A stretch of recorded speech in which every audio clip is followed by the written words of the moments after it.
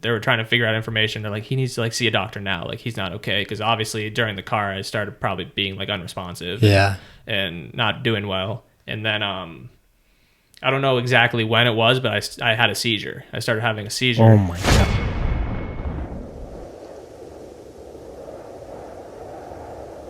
Hey guys, what's going on? And welcome back to the Boothe, episode 13. My name is CJ, and with me today is Bofshever. What is up, everybody?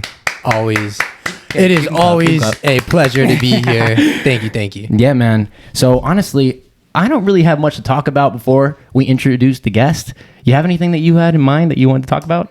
I had something I had in mind, but I just looked down at my paper and I remembered something else. I know this is airing later, but not you guys, did you see that hit last night? Logan Paul. Oh my God. But that's not who I was talking about, but I hope he gets hit big time. I'm talking about in the hockey in Montreal. And but dude, what do you think? Because this is gonna be airing after. Yes. Logan Paul or Floyd Mayweather. All the way. Yeah, I would have to. I don't want to put anything into this. I'm not a fan of this whole thing that's been going on. I'm going to put it out there. I'm not a fan of like all these YouTubers being able to fight people, but I hope Floyd Mayweather, I'm predicting that he wins. How come? How come you don't like any of this? Honestly, I think it's cool, but I think it's like a fucking dagger to like all the boxers and all the MMA fighters and like really any athlete that is trying to progress. Yeah. Where it's like, oh, if you kind of have like clout or something, you can do whatever the fuck you want. So did you get angry when Justin Bieber was able to play in the All-Star game? Yeah, but I really didn't watch. I don't watch that much basketball, so I didn't pay too much attention. No, I'm talking about for hockey. Remember when he played in the All-Star game for hockey? Oh, but just wasn't like a that, little bit. Yeah, it was like a but wasn't there other people? Wasn't it like a celebrity thing, or was it not? No, I think it was just, I don't know. Maybe I have no clue what I'm talking about. If that's the truth, I'm pretty angry. All right, well, speaking of hockey, speaking of hockey, we have a perfect guest. Good transition. See, I always got the worst transitions. I'm working on it, guys. He's good at like the visual transitions, the editing. Exactly, but he's when not it comes good at like words to speaking, no, I failed English. All right, let's introduce our guest. So today's guest is really an honor to have on. He's a warrior among warriors, someone that I have deep admiration for, and here to tell us about his victory against cancer, we have got Bobby DeFriest. Oh yes. Hey guys, it's a pleasure to be on. Long overdue. Bro, thank you for coming on. I know, we tried getting this a couple times, but you know what? I'm just glad that you're finally here and able to preach your story to all these people that are going to be watching, because your story is pretty awesome from the little bits that I've heard so far. Like, that's what we were talking about before. And that's why I had to pause you, because I was just like, man, all these questions, all these feelings were like bubbling up inside me. I just started giving like a preface, and I'm just like, I'm nervous, so nervous, to be on camera for all this. I've told like my story many times, but never on camera. So I'm like, I was talking so naturally to these guys, and I've known them both for a long time. Definitely. So since we were probably, we've probably known since we were like 3 years old, to 5 years old. Me, probably around like what? Like probably 13, 14. No, earlier than that. Whenever I started working with Rob Tallis. That's when we first met. Rob, everyone would shoot on you. I'd go out like 6 a.m. and shoot on him. Yeah, Bobby was one of my favorite shooters. He was good. Sniping you, glove side high. I don't know. I mean, with the big toe curve. It was a pretty good. The 5-puck was always fun. Oh, that was always fun. Maybe we need a 5-puck reunion. We're gonna get on the ice. How about that? A little Comment retired. below if you want to see that. All the retired boys back on the ice. So you started playing hockey at what age? I got on the ice first when I was 3. I played like street hockey and stuff in like a league in Coral Springs at 3, and then probably my first actual like organized hockey and skating around 4. Mm-hmm. Which was at Incredible Ice, right? Yeah. No, I started at Glacier Bears. Yeah. Shout out Glacier Bears. Shout out Glacier Bears. Oh my.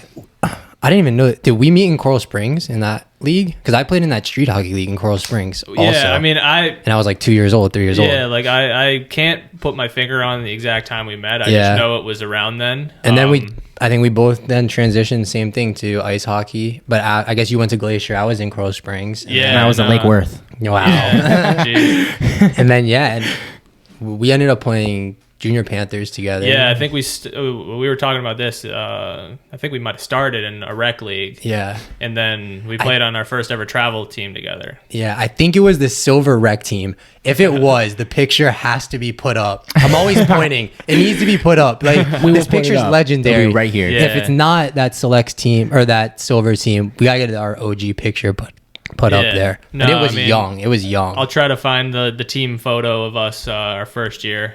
Okay, so you started playing hockey. You carried it through to what age? So like you went to yeah. Go ahead. I mean, so I played in Florida up until 13, 14. I went to prep school in Connecticut with the Selects Academy, and then from there I played. I was 2 years there. Then played U18 in Maine. Played some junior there too. They had a junior team, so I played games here and there. And then what was it? Was it the Premier League?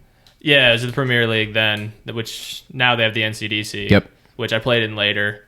But yes, and then I played in Texas for a while, and then dirty South. The dirty South. Stories that come out of that league and that conference. Oh yeah. Yeah, I mean there's some stuff that happened with like the team and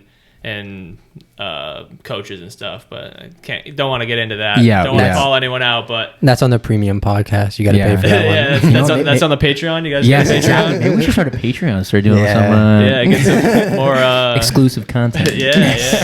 Shirtless vids. I mean, I watch Chris Stefano's podcast, and he always talks about crazy shit, and he's like, that's gonna be on the Patreon. Yeah. So I start a Patreon up and. So this podcast is gonna be on the Patreon, so make sure you pay for it. Yeah, I mean, I can go a Patreon episode. I got stories for you. But, but yeah, and then I ended my career because of what we're gonna be talking about later. Yeah. In 2018, I was in Connecticut with the Junior Rangers NCDC team. So. Yeah, that's where it ended, and I had a stint in Dubuque, Iowa, with Justin for a bit. I remember. Yeah, we got to put the picture up also. Pictures fine today. But we played. I didn't play a game, but I was there for a few weeks, and when Justin was there too. Yeah, that was fun. That was a good year. And I remember running into you at the Null show. Yeah, we played each other in what's it, Blaine, Minnesota, at the Super Rink. What team are you on again? Wichita Falls. Oh, yeah. And that was the same year that I think I came back. We were talking about it. I got released from Dubuque, and I was drafted by Odessa, so I got released, met them in Minnesota, and we saw all each other. Yeah. And then, Oh, yeah. I remember running into Harley and Julia. I saw you on the ice because we played you, and I saw Justin. That many goals. Carballo has it in the corner with 5 seconds to go. Cycles it low. Ryan Burnett running out of time. Spins it in front. Bendorf one times it, denied by Boothe, and that's going to do it. The Fairbanks Ice Dogs have defeated the Wichita Falls Wildcats on day one. In regulation time, by the skin of their teeth, they hang on to defeat the Wildcats by a final score of 1-0 here. Shut them out, baby. Boom. I probably got like 4 minutes that game anyway. Yeah, dude, juniors is a struggle. Like, no, it's crazy. People don't even understand, and the mental health that goes behind all that. Like, just that year in Dubuque, they were like, we're gonna bring you in as like a black ace, is what they said, and that was like, you're not gonna play any games this season. And I ended up playing like 10 out of the 30 that I was there. But man, getting scratched every other fucking game, just like, oh my God, mentally. A shot to you. Yeah, it's crazy. And it's a battle. Survival of the fittest. Yeah, it really is. And it's like a funnel. It just keeps. Yeah. To go back to like Nico's episode, like he's grinding through all that. Bro, he's amazing, bro. Yeah, he's got a very good mindset on all this, and he's dealt with some shit too. So yeah, seriously. And I was honestly, me and my mom were actually talking about your career a little bit today, and I was just like, I felt like yours was maybe like how do you say it, like a diamond in a rough kind of way, but not a diamond because it was very rough. Yeah. So but at the same time, you kind of find that a lot of these kids, there are like a lot of these young guys that went to juniors, kind of have a lot of them have similar stories about being suitcases and stuff like that, kind of bouncing around. It happens to a lot of us. Yeah, it's crazy. It really is. Like, And I know it from hockey experience how like harsh it is. I'm sure in other sports it happens, but I don't know, like junior hockey is mentally draining. Like you need to be mentally strong for it, because one day you think you're playing well, the next day you're getting shipped off to somewhere down in Texas or out in Iowa. And how did you handle it? How was your mental state through that time? Just living life, loving it. Just playing the best I can, doing the most I can, and like when you get scratched or sat down and not played very much, like it gets to you because you think you're doing well, and but I mean the coaches have a process, and you run into good and bad coaches, and you can't always put the blame on them. Like you got to take a look at yourself a lot. But I just got through it as much as I could, and trust the process. Yeah, trust the process. T the P, man. Yeah. What would you say? Would you say that hockey had a big part in creating who you are mentally, also as a person? Well, yeah, it built my foundation, and I'll get into more later with the crap I had to go through. That I think prepared me for that, but going through all that has made me a better person. Mm-hmm. But I think hockey gave me the drive and the determination and the strong will to get through what I had to get through. Yeah. And I mean, I have it on my arm tattooed in Gaelic, which I have Irish roots, so it's the like the ancient language of Ireland. Yep. It says Laoch, which is translated to warrior. So that's always been my mentality. Definitely. That was I got that after I broke my shoulder playing hockey, and I was like, like when I get back healthy, like I'm just gonna go after it. Yeah. So I tattooed it on my arm just to remind myself, like, to be a warrior. Fuck yeah. And then I took that tenacity through my health journey. I don't know if we want to try and segue into that. If you don't mind, run us through, like, you're playing hockey at the time. Are you playing in the U.S. Or the NCDC, the NCDC at the time? Yeah. Okay. And what year is this? So how old are you? What year? I'm 22. This was in 2018. Wait, how old was I then? I was 19. 20, Yeah, I was 20, 19 yeah. when everything happened. Yeah. So I would just get into the story. Yeah. So I finished off my season. Was at home just working. My family owns a business, so I was working with them, and so it all started because I started getting these headaches. Started in probably May.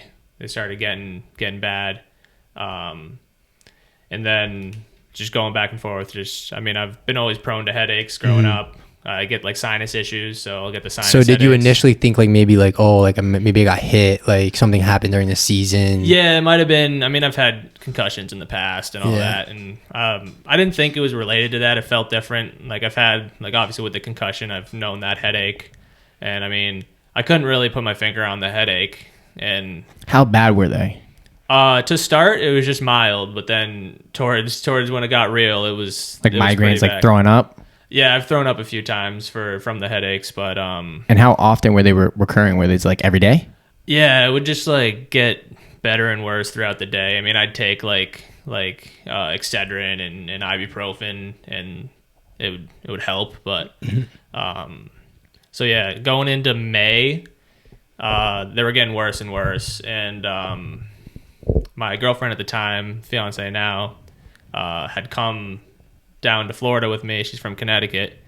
Came down to Florida to like hang out, and we usually spend like summers together, whatever, because I playing hockey all year. So junior hockey's a grind for relationships also. Yeah. So we were going through it and just trying to have like a fun summer, because this is when it all happened, was during the summer. So I wasn't playing hockey. So you start getting these headaches, and now she comes back to Florida, but you guys don't really know what's going on yet. Have you decided to get tested, or you just kind of like... No, at that point, like, it sounds bad, but like my parents and she didn't like understand how like much it actually hurt. Okay. Because I think I handle pain really well.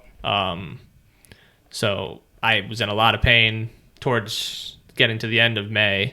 We actually went on a camping trip like third week in May with some of my sisters and a couple people, and I I thought I just was getting like allergies or something or sinus things because I went out for that vacation. We went camping up in crazy mountain in Georgia, and like I felt fine during that. So I'm like, okay, I'm get some fresh air, like kind of clearing my head. So maybe I'm just too many things going on at home, and then get back from that, and I did get sick there. I got like the flu after and like a strep throat. Pre-COVID, there was no even stress on that. Yeah, no, it was. That was when you were allowed to get sick. Yeah, I was allowed to get sick. You're allowed to go to the doctor and be like, yeah, I might have a flu. Yeah. But no, so I went to the doctor because I still had these headaches, and they're like, oh, well, you have the flu right now, so take the Z-Pack or whatever you get for a flu, and like the nose spray and all that. Yep. So I got better from the flu, but the headache stayed. And then I'm trying to, I should remember these dates. we got through. Don't stress the dates too much. I'm sure they're important, but the end of June is when everything happened. But so going through June, like Casey and I were trying to have a good summer, but I was never like wanting to do anything because I'm like my head hurts too much. Like, I just want to lay down and go to sleep, and I don't fault like her or my family or anyone for not like understanding. Yeah, because I get headaches a lot, you know. So they're like, it's just one of those was moments. Everyone kind of playing it off in a sense? Not like playing it off, but they were like, oh, like just take your some ibuprofen, like rest and stuff. And then did you know at that time, like I think it's something more? I mean, I did the Dr. Wick WebMD. Yeah, WebMD. My God. I did Dr. WebMD, and what did that do to you? Because that's the scariest. It told me exactly what it ended up being. Really? So holy fuck, that's scary because I look at WebMD all the time for bullshit. So look at WebMD, and they're like, yeah, I mean, it's if your pain's here and you have this headache, and then you could have brain cancer. Wait. So when you read that, wait. WebMD is like what you actually talk to a doctor through. No, WebMD is when you like just Google it's like your symptoms. You're like if you put in Google like I have a headache and like the right side of my head hurts, then like an article will come up for WebMD and they'll tell you like what you had. Like you have the flu, you have a sinus infection, you have brain tumor. You know, but it's like always the worst thing. It's so always people the worst will things. be like get a cut and they'll be like, oh, it kind of looks funny, and like look up like cut on finger bleeding like you're weird, and they're like get, you're leprosy dying. And your hand is gonna fall off. And then people overreact, but you're but I'm definitely an overthinker and do all that, so like I couldn't not like Google my symptoms. But jeez. So where's your mind now at that point? So now I like I couldn't like I didn't believe it. I'm like no way I have this. And then my mom always worries about me like a mom does. So, and I actually was talking to Justin's dad a lot because he's a chiropractor. And I mean, my back's always been messed up from hockey, so I go to him frequently. And he gave me an adjustment, and like when they worked on my neck, like it hurt more. So he's like, that might mean like you got something wrong with your neck. And then Casey's still living with me for the summer. And then we one day we go to like the emergency room because I would just look terrible. My mom's like, let's just go to the ER. So I went to an ER close to me. And got in and told the guy what's going on and just say, can we get like a CT? Because Harley, which you guys know if you've seen previous episodes. Yes, sir. That's a good guess. He's watched our episodes. Yeah. And he shouted There's out. the camera. I've shout out Nico and Harley now. Yeah, that's great. But I'll shout out Jake in the future too because he helped me too. So, my dad recommended he's like just take him to the hospital and take him to the ER, just get it checked out, just because my mom was a wreck at the time, and the only person like my mom and Harley are very close. So she was just trying to get like the best advice and just reach out because she was worried. I mean, I was worried too, but like, as you all should have been. Yeah, but my mom was more worried just because like how mothers are. Yeah, she's a mom. Her baby's sick, you know. So like she was trying to do whatever she can. And then, so I go to the ER. Yeah. And then, I started talking to the doctor, and then he's like, have you had any like brain trauma in the past? And I'm like, I mean, I play hockey. I've had concussions. And as soon as I said that, he's like, oh, it's post-concussion syndrome. Like, that's what it is. Like, we don't need to run any tests. I hate when doctors do that, man. Yeah. And I'm just like, I've it's been a while since I've had a concussion. Like I want a scan on my head. Yeah. Like MRI. I feel MRI or MRI. CT scan. What did you say? MRI. MRI. I don't know what That's that how is. many MRIs this guy's had pucked to the head. No, but So did they give you the CAT scan? They gave me a CAT scan without contrast, which doesn't see it much, right? He said, the doctor walked in and he said, just to make you guys feel better, I'll do a CT scan. But I'm sitting here we're both sitting here like I want a CT scan. Like something just isn't right. Like I just want to see if there's anything. So I do the CT scan and it comes back clean. Nothing really. Nothing on it. And that's not because he didn't do the deep dive. That's actually the one where they can see the cancer. No, you said you didn't do. No, he did the one no contrast. Yeah. If you do contrast, you can see vessels better. Yeah. But he did the no contrast, which I've had no contrast after that, and they've been able to see everything. So I don't know what happened with this guy. Did they miss it viewing it, or did they miss? It was just they didn't even want to give it to me. Yeah. So that just frustrates me. Yeah. Seriously. No, we're not happy. But, yeah. Oh, fuck, I believe that. So I went back thinking he just gave me the booklet on post-concussive syndrome, and then and just sent me on my way. And so when you left there, because you said you went there feeling ill. When you left, did you feel any better? No, not at all. I mean, they were just kind of hey. Yeah, they're they gave me a prescription for the 800 milligram ibuprofen and just sent me home. And at this point, I actually had a doctor's appointment lined up for the next Monday. Yeah. But this was a Friday night, and Harley and my mom were just just go. Just go. Take them. So I go to my doctor, my regular doctor, Monday, just to talk about my symptoms, and I told her because I had I felt it in the back of my neck too. Just the pain coming down. Yeah, it hurt back here for some reason. Which, okay. Another WebMD symptom. I think I put neck pain in there, and that's But either way, I go there, and then my doctor, after saying my symptoms and all that, and just looking at me, she's like, "No, you need an MRI right now." Mm-hmm. So they had an MRI at the hospital that she was at. So I got an MRI right away, and at this time, actually, my dad was in the hospital because he had heart pain. Oh man! Same day, so. Jeez, your mom must be he stayed overnight. Was it one trip though? Not to downplay it, but did she get to take all of you guys together, or did she have to go and come back? He was she took him. Yeah, and then I just had an appointment the same day. Okay, so I just drove myself there. I got you. And then so I do the MRI, and then my dad gets discharged. We all go home, and then my mom. I don't know why they called my mom, not me, but she gets a call. And then I was back in bed and just trying to close my eyes and make my head feel better. She gets the call, and then I just hear them choking up, and they say, "Bobby, come here." Oh, and then man. my mom and dad are just crying, and Casey and I come out, and they're like, "Wait, before this though, when you're walking out, are things going through your head, or are you just walking over just to hear?" I mean. Or do you have a feeling? It all happened so quick. I have crazy goosebumps right now, just for anyone who wanted to know. So I walk out into the living room, and my mom's like, "I just got off the phone with your doctor. They found a mass in your head."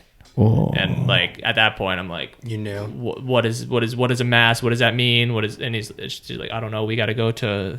It was a bigger hospital than the ER that I went to.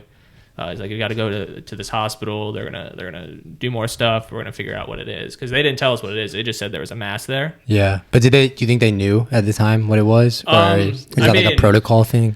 Yeah, I think they have ideas. They've seen it all. Because a mass be anything but I guess else? they're not just gonna say what it is without knowing. Either way, a mass in your head is a cyst or a tumor. Yeah. It being malignant or benign, they don't know. Yeah. Until you get more tests. Yeah. Fuck. So I go to the hospital and get checked in, and on the way in the car, like it was weird. Like it was my mom, my dad, and then Casey and I in the back seat. And I remember making like a comment. I'm like I told you guys, like my headache was legit. But serious. And and they're like, no, we never didn't think so. But did you say it in a joking manner, or were you very serious? I mean, to like just sidetrack. Part of the reason I think I've got through all this is my positivity. Yeah, 100%. And a good attitude. Even now I still like people say, oh, like how did, like, talking about this, like this is just a story I'm telling. It doesn't feel like it's me. Yeah. You know? That's crazy. So You've always been like that. Yeah, I never, like, always positive. Yeah, I never wanted to have a victim mentality because that gets to you. Yep. Fuck, I'm glad you brought that up. I hate that victim mindset. I hate saying the word victim because it's like not the right word sometimes, but in certain aspects it's not the right words, but it's, don't play like, you gotta just, like, you overcame. You could have rolled rolled over and said that's it. And I believe in the power of positivity, and there are times where you should feel what you're feeling and don't try to be cheery, but being positive really helped, and having positive people in my corner really did help. I think so, because if I just felt like shit and was like woe is me, like I don't think I would have beat it. When your body would just follow. Yeah. That's part energy or whatever it is. It's whatever you put out is going to come back. Whatever, exactly. However you want to call it. It's like, if you shut down mentally, you're shutting down physically. Like the second I thought of this, like I'm like, all right, this is just a hurdle. I'm gonna get past it. Like it's not gonna be a big deal. This isn't gonna define me. So you get. Sorry, let's get back to that story. Sorry, I just wanted to say I want to get into all the how you overcame it and all the mentality. But let's give the viewers the juice right now. I'm going to tell you just the story. Yeah. So you're on your way, right? You're on the way to the hospital. On the way. Get to the hospital, get checked in, and they have to do blood tests and all that, which take a few days to get back sometimes. Wow, that's this. So my initial levels of whatever they took indicated a certain thing, and they said through all this, the beta HCG hormone is what gets elevated, and that basically just is it's actually the pregnancy hormone. So when a woman gets pregnant, like when they do their blood tests for pregnancy tests, they check their beta HCG levels because that just tracks like how rapid your cells are growing. Yeah. And tumors and cancer and all that is rapidly growing cells, and a baby is a rapidly growing cell. Yeah. Oh, I got you. So they track that. So I always made the clearly joke. Weren't pregnant. No, I wasn't pregnant. I wanted to make that. I didn't want to be that. Yeah. No, like and all this stuff is very serious. Yeah. But I've never taken it that way. Like I joke about it and but it's that positive. It's not even a downplay. I think it's just an attitude. And I'm not trying. I hope it's not coming off that we're trying to downplay it either. Like, I want to like put some comedy in there. It brings it down to earth. But more, this is 100% this is serious super fucking real thing, and it's very real. And if there's anyone listening that is going through something like this, I mean, you can put my info in the description and reach out. I can tell my side. I can try to help you through it. And that's awesome. And I don't want to offend anyone if I like make a joke about it, because that's just how I have how you cope with it and deal with it. Yeah. Because I know like there's people who are far worse than me. So yeah, definitely.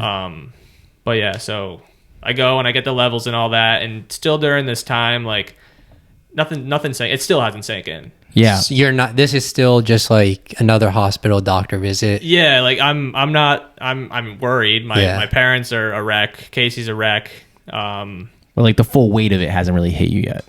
Yeah, it never has. Really? No, it still hasn't hit me. I mean, maybe I should go to a therapist to talk it out. But like, but in a sense, maybe letting that hit you is like would have been like accepting and rolling over and saying, "This is my fate. It's over." Yeah, it was just another thing that I had to get over. Like, exactly. If I ever broke my arm, I broke my shoulder and was out for like a couple months. Yeah, like that wasn't going to define me. I was going to get back, and that's why I tattooed Warrior. On my, yeah, I can relate to that too, because like after my dad passed.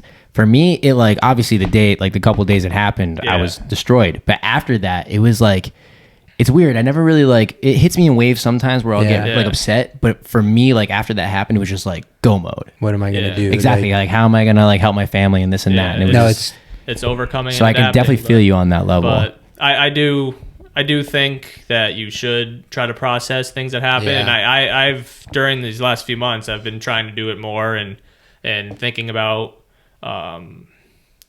like the whole scenario and how it affected me and other people and the ripples it caused in my life to change things. But I don't dread on the past. I wouldn't say I'm thankful that it happened, but I think after going through it, it is bring me a new appreciation for life. Appreciation on life, yeah. Not only that, but I mean, you can really help a lot of people too. Yeah, we keep going, and I was in that hospital for I think over a week to start, just getting all the tests done. So you didn't go home? No, it's, the day I got to the hospital, it was maybe over a week. I'm not quite sure. It was like the end of June. Okay. So I did all these different scans and walking out of there, I essentially got misdiagnosed. So again. Oh sense. Yeah, I guess. The first guy at the concussion. ER. Yeah. So it's, I was told at that hospital, that I had what's called a non-germinoma germ cell tumor, which they told me, like the doctors told me, like if you were to have a tumor in your brain, this is the one you would want. It's easily treatable, like one cycle of radiation, it's good. Yeah. So that gave us hope. So when they told you that, I know you said it didn't hit you, but you were like, you know what, I got this. It's beatable. Let's fucking beat it. No, it's not that's kind of how I thought the whole time. Like it's just you just got to keep moving forward. But after like finding that out, was it a little bit of like not that it's not. Yeah, it probably didn't sink in at that point. It's like a relief because it was still brain cancer. Yeah, no, I mean it's. I think that gave my parents like better hope because they're obviously your parents are gonna just think about all the things that could happen, and obviously they don't want to lose a child, and this is scary news to them. But I remember what I was thinking about now. My growing up in hockey and all this. Built my foundation for like my strength and tenacity and my drive, which helped me through this, just like overcoming and getting through it. But like I was saying, like not that I'm thankful for it to happen to me, but this experience in my life has changed my life and made me a better person. You can even ask the people closest in my life, they'll joke about it and be like, yeah, you're kind of a douche before that, you know. But I was definitely like more for myself then, and you can ask anyone that I see daily, like it's never about me anymore. Like I'm giving back more, and I'm trying to help who I can and use my experience and realize how you should be living life. Yeah. That's all right. Circle back now. So we're So you're saying you got misdiagnosed and it wasn't the easier? Yeah, no, it was the easiest. It was the easiest. Well, they told you. Right? Yeah, they diagnosed me with a non-germinoma germ cell tumor, which the treatment for is just radiation. So we're like, all right, so we'll just do the radiation and we'll get through it. And then, like I still felt like shit. And then, because I still had the headaches, but I mean, they gave me the heavy drugs in the hospital, so I didn't feel it for a little bit. But, so when you saying they misdiagnosed you, you actually went through and did the first round of... No, I didn't do that. Because I wasn't going to do the treatments at the hospital. Okay. I was just getting kind of everything squared away. Squared away. That was like a more local hospital. I did all my treatments I did my radiation at Baptist Health in Kendall, Miami. Very good. And wait, is it only one? So you go in there one time, or is it like 1 week? So yeah, what was the real diagnosis? So I'll just it'll all come out. I'll just keep chronologically telling the story. All right. So after I got discharged from the hospital, they took MRIs and CAT scans and ultrasounds and just all the tests I needed. Kind of got a full view of everything. And then I found the radiation doctor I had in Miami at Baptist Health.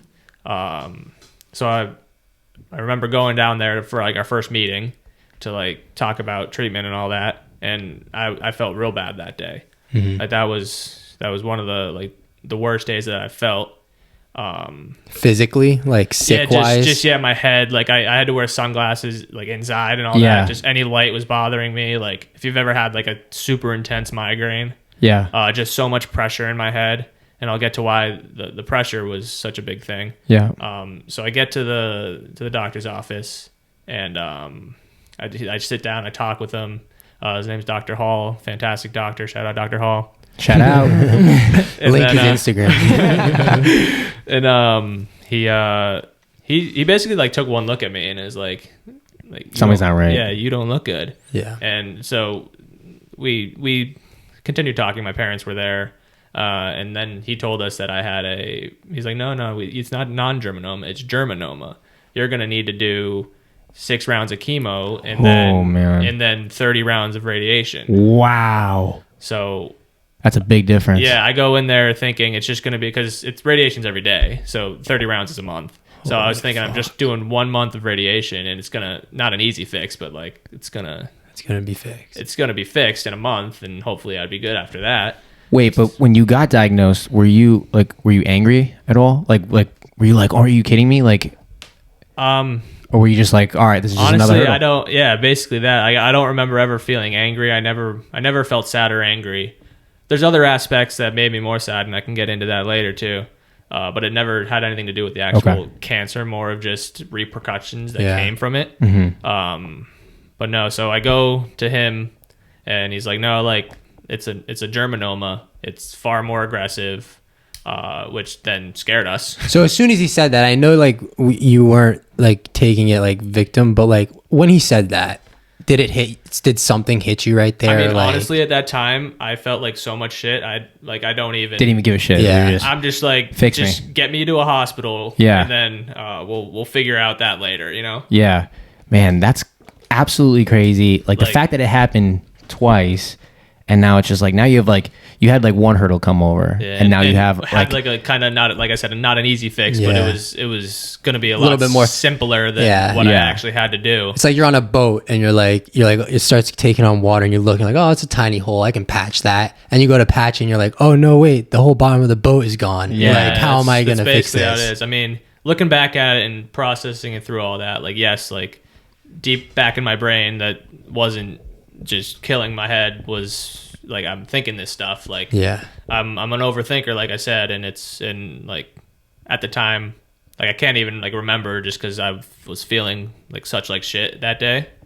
And then he like looked at me and like looked at my eyes, and like I told him like how I was feeling, and then he's like, it sounds like you have hydrocephalus. What is that? So hydrocephalus is a buildup of the cerebral fluid in your brain, because your brain has all like canals in it, and then the fluid goes and runs down your spine and then back through your head. So he's like, go to the Nicholas Children's Hospital, which is where I did my chemo, and most of my checkups now are there.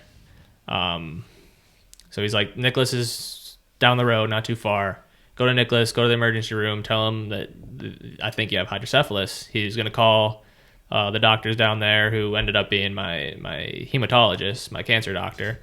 So he called him, said he's coming, like, I think he might have hydrocephalus.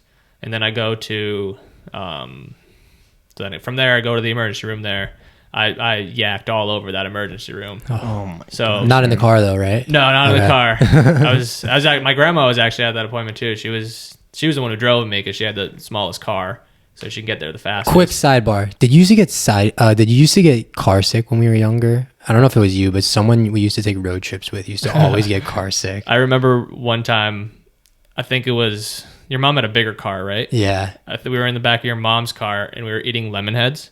Oh. And I think I threw up in your mom's car. Oh man, that's why you think he has cars. I think there's something to that. Lemon heads and just good candies. Just another memory I just thought of. Do you remember when we went to like Marshall's or some store like that and got like flame skateboard shoes? Oh my god, that was. And then later that day we went to Rapids, because we really wanted to go to Rapids. Dude, that was crazy. I actually lost those shoes in quicksand outside of Incredible Ice. Jeez. And my dad had to go. Yeah, This is such a sidebar, but we were doing sidebars. a run. We were just doing a run around the building, and it was raining, and my foot sunk, and I lost the shoe. And I was so mad. My dad came and dug it out with a shovel like a day later. I think about that often though, because like your mom didn't have to buy me those shoes. You just wanted them, and I'm like, can I have something? But selfish before all of it. No, dude, that was good. We can go on these stories all day. Yeah, but I'll get back to the. So you get to the ER. You're like, hey, I'm Bobby. I'm here. Yeah, just spewed all over, and I wasn't able to I got wheelchaired in because I could hardly walk as it is.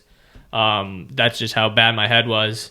And then did it feel like your head just pressure? Was it like I think my head's gonna explode? Like what? Yeah, that's basically what hydrocephalus is. So I go throw up, feel a lot better after I threw up, but usually works. Yeah, it usually works. Boot and rally. Yeah, I was about to say boot and rally, boys. So I get put in a room, and then there was a doctor. I don't know if it was a doctor or a nurse, but it was like, is it a migraine? Do you get migraines? I'm like, no, like get me a CAT scan. I just need a CT scan. Like, please, not another one of these. Yeah. So they gave me the CT scan. Like, yeah, you got hydrocephalus. So that's actually the reason for the headaches, which is a buildup, like you said, of the fluid. Yeah. So and it just would it be kind of like, I don't know if you've ever thought of it, but like you ever like hang upside down and like your head just starts pounding and pounding because the blood's rushing to it?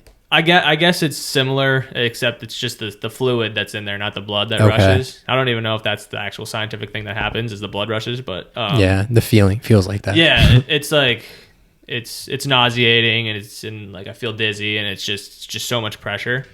But yeah, so they diagnose you with hydrocephalus. Yeah, and what happens from there? So the tumor blocked the canal from flowing, like the liquid flowing. So that's like once it builds up. Yeah, I mean, not to scare anyone, but cancer cells are in everyone's body all the time. It's just when they start rapidly growing, that's when you get like cancer or like a tumor. Yeah. Okay.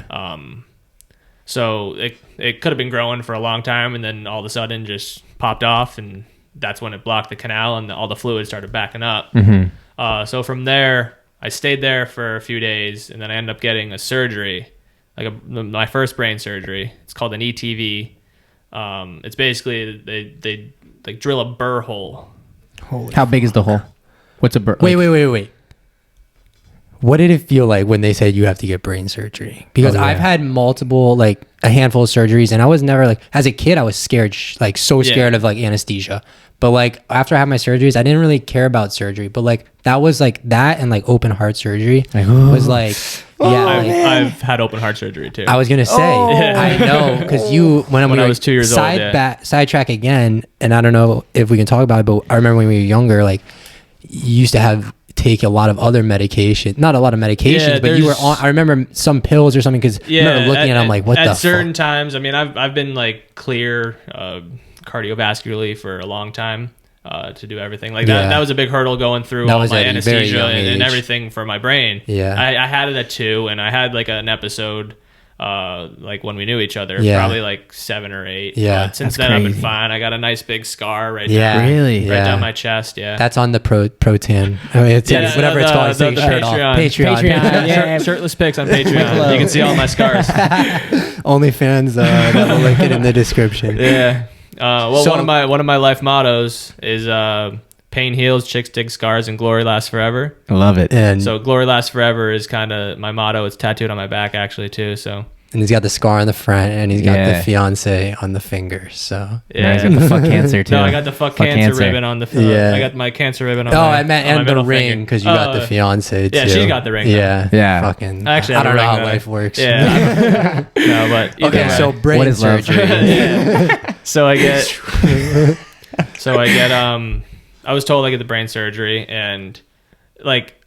I can't even think about like how I was feeling at the time, because nothing was like too serious to me, and obviously it's serious stuff, and like brain surgeries and any even a small surgery, like there's an anesthesia, there's always a risk of not waking up. But I didn't know that. So the first surgery, you said they had to drill in. Yeah. And how big was the hole? And now this is where people might start passing out. Yeah. Sorry. When I start talking about my eyes, you might pass out there. But I don't know how big. It's a real small hole. Okay. So it just diverts the fluid, you know. Okay. So so they literally was like had to drain like the fluid, like when you get your knee pumped or something when the lactic something acid. like that. Yeah. So like the canal's going through. There's a block there, and then they just kind of make another canal just to like see if it just bypassed the tumor. Because obviously the bigger issue was the tumor, but the hydrocephalus is something was big causing as well. more pain in a sense. Yeah, that's what caused my pain, and like the hydrocephalus is what I got to worry about now more. Yeah, because I still have it. Yeah.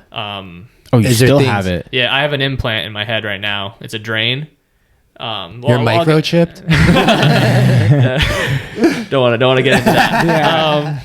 No, I'll get back into the implant as my story progresses. Okay. So I do the burr hole. That it wasn't successul.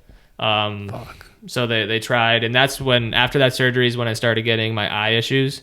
And then so I go home after the surgery. It didn't help. Just trying to do what I can, pain management for now until my my chemo starts. Yeah. I had talked about my chemo and all that when I was there at the hospital and like kind of planned for it. Okay. So I was going to start like mid-August. So we were getting all that taken care of because I wanted me to start right away just to stop any progression from happening. So then I go home. I get out of the hospital probably like maybe if I just throw a date, like July 7th. Mm-hmm. Home for like a week. I had to do a bunch of things in there, and I had to like go to the fertility place because I knew I was getting chemo, so I had to save some swimmers just in case. Yeah. Chemo. Smart thinking. Yeah. Yeah.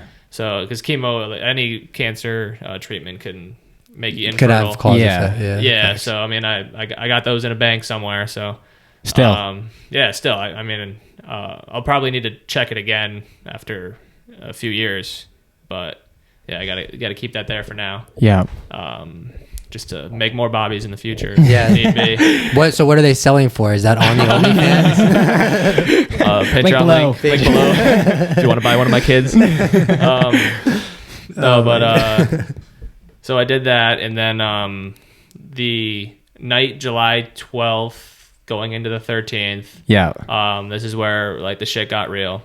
I don't know if you guys know any of that, kind of the full story about that, but if you don't, this is gonna. No, I don't. No, I don't. You're gonna get a little. It's crazy. Is this when you when did you guys start the GoFundMe? Was it around this time? It was probably we started like a Facebook thing during my first hospital stay, and then we ended up doing a GoFundMe probably around this time. Okay. And thank you to everyone, if anyone's watching, that donated. I'm sure you guys were a part of that.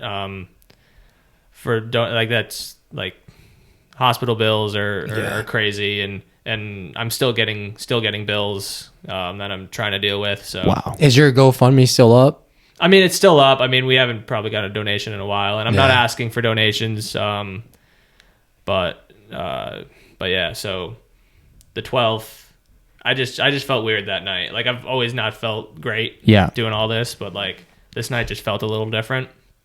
And I was laying in bed, and my sister had this big thing that she was going to do in Utah, and she like was going to cancel everything, and my mom was going to go with her, and I'm like, no, like I'd feel worse if you went. Like I'm good right now. I remember this. Everything's okay.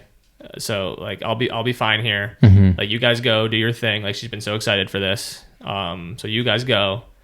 And like my mom didn't want to, my sister didn't want to, but I like insisted. I'm like, I'm gonna be pissed if you don't go. Yeah. I don't want you to miss it because of me. Like I'll be fine. So it's just my dad and Casey were home, and I was just in bed, and I'm like, I don't feel well. And like, and they're like, well, headache wise or just like it was more body this time. Yeah. Like my head always hurt. It was like shutting down. Yeah, something, and that intuition saved my life. There's a lot of things that saved my life, but that was the first thing that saved my life was feeling that difference in how I felt, recognizing it. Yeah, it was I can't even explain it now what I felt. Like it's just like something's wrong. Yeah. And then I went out and talked to my dad, and he's like, well, just keep me updated. Like if you think you need to go, like we'll take you.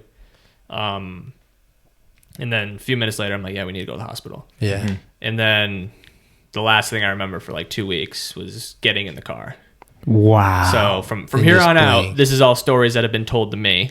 So from there, I was still awake and like talking, but I just don't remember it. Okay. So now everything from here on in the story just been told to me. Okay. Well, until later in the story, I start remembering things. But yeah, so took me to the hospital. And it was Casey and my dad, and they were like trying to get in, and they were trying to figure out information. They're like, he needs to like see a doctor now. Like, he's not okay. Because obviously during the car, I started probably being like unresponsive. Yeah. And not doing well. And then I don't know exactly when it was, but I had a seizure. I started having a seizure. Oh my gosh. I don't know if it was after I got admitted or if it was the like car. Right before. it wasn't in the car. It was in the hospital. Yeah. And then, because I know they tell me a nurse came in and was like, he looks terrible. We need to take him. They took me for a CT scan, and that's where they found out that my tumor hemorrhaged. So what does that mean? It burst inside my brain. In that moment, like when you had the seizure, you think they can't really tell? I don't know when it happened, but so what does that cause? Like what? So when a tumor bursts, there's like a bunch of fluid in it and it just like floods your brain? It's a vascular tumor, so it's got a lot of blood flow in it, so it just burst. So it's hemorrhaging. That's what the medical term is hemorrhaging. You must have learned so many new words, because this is an anatomy lesson. My dad is like super thorough, and he like, if there was no doctor, he could have performed whatever surgery he wanted with the much research he did, and he could have told me the treatment. Like, I didn't need a doctor because he just did that much research. But yeah, so I hemorrhaged, and then we mentioned Kyle Podwika. His dad was on call that night. He's a police officer. I remember this. And this so part. they police escorted me to another hospital that was a trauma center because I needed an emergency surgery to at least clear up some pressure and blood in my head. So they police escorted me to another hospital, a trauma center nearby, where they had the equipment to do this emergency surgery.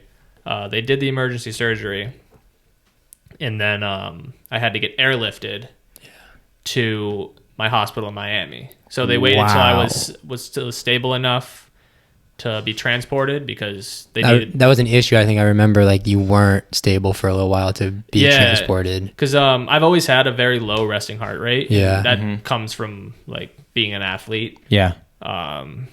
So my heart rate wasn't high enough, and through all this, it dropped even more.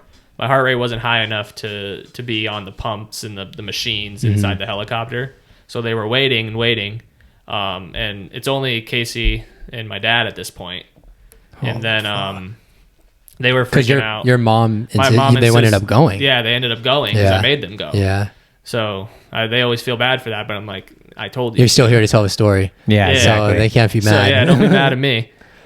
You would have been sitting here right now like, I told them to go and they didn't go, so it's a good thing they went. Yeah. So at least they had. I mean, I'm sure they actually wish they were here. Yeah, well, they cut their trip short as soon as they found out they came home, but at least they had a day or two of fun. But so I ended up getting airlifted, and they wanted a family member, but I did all my stuff in a children's hospital, which thank God I did, because there's way better care at a children's hospital. But my dad couldn't fit in the helicopter because it's such a small helicopter. I couldn't fit in the helicopter. My feet were hanging out. Yeah. So Casey had to say she was my sister because they needed a family member. Nice. I didn't even know that about you guys. That's crazy. So they didn't even so she flew with you and your dad had to stay? Yeah, my dad drove to the hospital in Miami, and Casey was in the helicopter.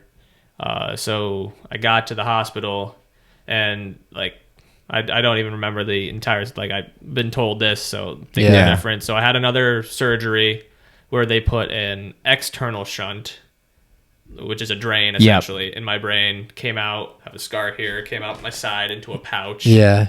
And then I had a few surgeries, so they had to clear out whatever they could, and then they put the shunt in to drain all the bloody fluid that's in my brain. Wow. because your body produces more if you don't have enough. So they just drain it out when it's not draining by itself. Oh my gosh. Well, when it's at that point, it's going down over here. Yeah, no, so this is crazy. I was put into a medically induced coma. I was in a coma for I don't know how long it was, but a few days. Oh my gosh. And waking up out of it, like there's videos and like pictures, and there was so many people, like pictures of like people visiting and over that 2 weeks that I don't remember. Yeah. Like there's so many pictures of people coming. I don't remember any of it. No, that's like we were talking about before, because I went to visit it, like I said, maybe a couple of times, and just not like after I woke up, like I was alert, but I for a while I couldn't like speak or anything. Yeah. Like they gave me like an iPad so I can start like writing things, and I mean nothing I wrote made sense, but wow. Circling back to like being in a coma, because that's something I always wondered about. Like I know you didn't remember anything, so you don't even remember. No, like, I couldn't remember. I've always wondered if are you like dreaming, do you know what's going on when you're there? I mean, like I don't remember any of it, so I couldn't speak on that, but I've heard like the stories of people saying that they know what's going on around them. Yeah. Maybe I did, but you don't know if you did. When I was actually awake and being able to talk, I don't remember some of that stuff either. Yeah. So it's people say it's like a response your brain does to like protect you, to like make you not remember it, you know? The trauma. Yeah, so some of that trauma, but so you get through, is this a second or third surgery now? I had, that would be 3, including the first one. So I did one.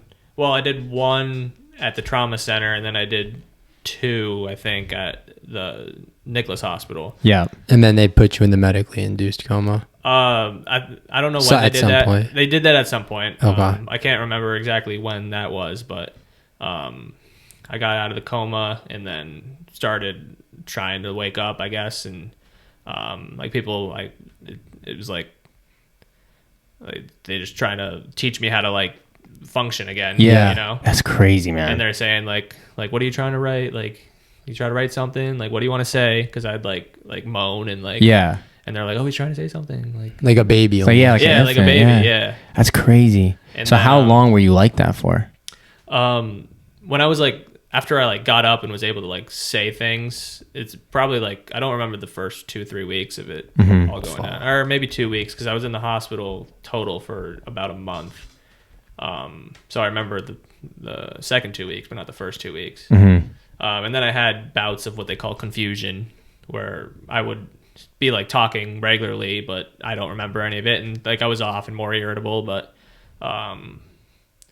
yeah, so I waited, because the reason I had to keep staying in the hospital was until my bag ran clear. Okay. So meaning all the blood was out. And it was crazy. Did you know that at the time? Like, were you just looking at it like, come on, motherfucker? Like, yeah, I mean, once I start remembering things, then like I'm like, yeah, like looking at it, and it had to be level.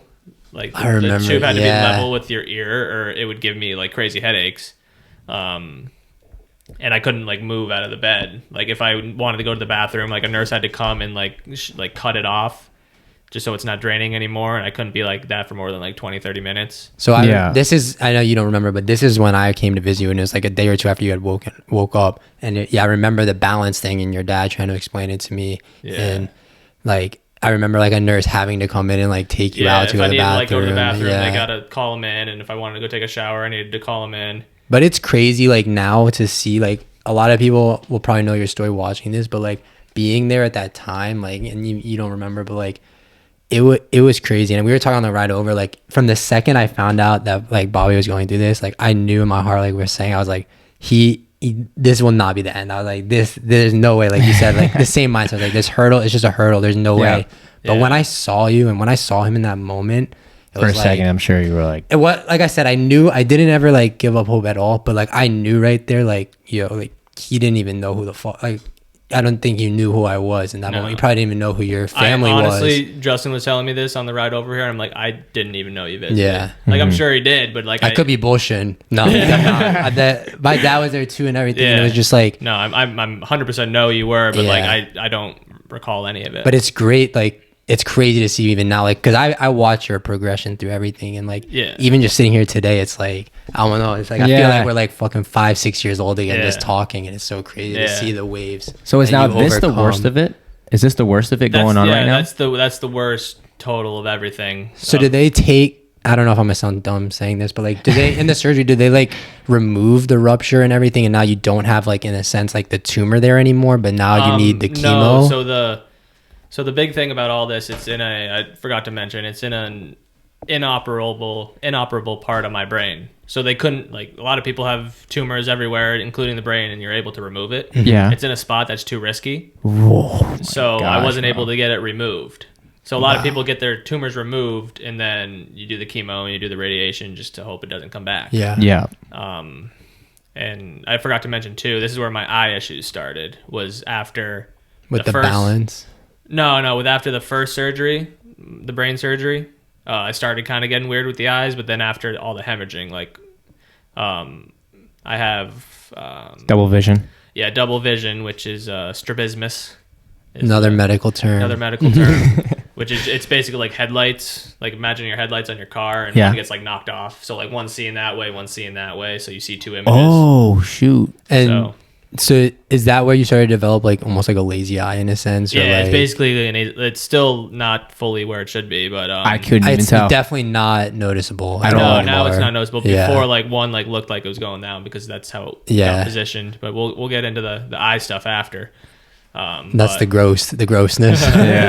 Just for me, I have weird thing with my eyes. Like, I can't even put eye drops in. I can't do contacts or anything. No, I've tried before. I can't do contacts. Like, I wear glasses now because of all that, and I could wear contacts, but I can't. Just do that. No way. I'm sure at one point in my life I'll do it, but they'll probably invent something else at some point. Yeah. So, but going now, just daily, like, I'd have to get up and take a walk around the thing, and I was always just like trying to go and like doing it so fast, and like the doctor was like, slow down. Yeah. And, like even like my like Casey and my mom and dad, when they're there, like they couldn't keep up because I was just the hockey player in you, man. Yeah, I was just trying to get moving. Like, my back hurt. Like, I still have back issues from having to be in the bed for so long. Yeah. So I'm like trying to get better, you know? Like, I want to get back and want to get moving. Like, at this point, are you trying to go play hockey again at this time? Not even thinking about it. Not even thinking about it right now. At any point in this, was that like, because like I said, at least personally for me, like, hockey was my life. So when hockey got stripped away from me, I went mentally like depressed. I mean, that's part of some of the struggles that I had gone through. Did that hit you initially though when you found out, or did this come later?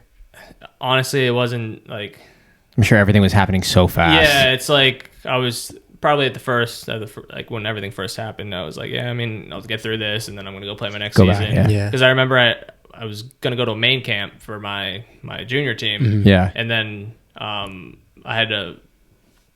I think my dad called the coach and was like, hey, like, he's not gonna make it. That was like right after I got diagnosed. It was gonna be like beginning of July was when I was going, and then the end of June is when I got diagnosed. But yeah, I mean, like, the thought like was crossing my mind, and like, of course I wanted to like beat it and go play. But there was obviously bigger things. Yeah, so I'll get to that right now, actually, why I can't.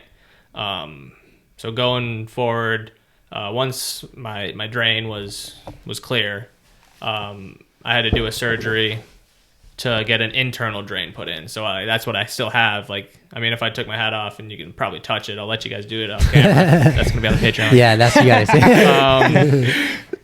But so what is the difference? I guess you had one that was putting stuff out, but now you have something that is. Yeah, now it's internal. So before it came out my side and went into the bag, and once it got clear, there's the drain now that I mean, you can feel the tube go down. And wow. Like, I don't know if you can.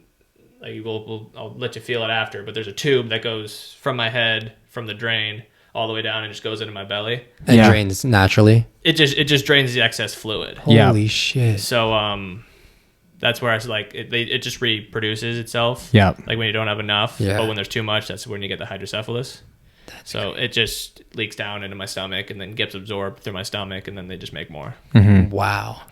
So yeah, and then I mean, this is a permanent thing in here, and probably why you can't. Yeah, if that gets dislodged, not good. Be back in the hospital, yeah. Yeah, no, that's and So you very cautious on how you live your life now? Not necessarily. Like they said, like it's pretty durable, but like because you were reckless. Just don't be reckless. You're a reckless kid. Yeah, no, it's like just in hockey, it's rough and tough. Like if I got like hit somehow and went straight into the boards, even if I got my helmet on. Like, still, like could you ever look to try to play like men's league for fun, or is even still? No, they said like.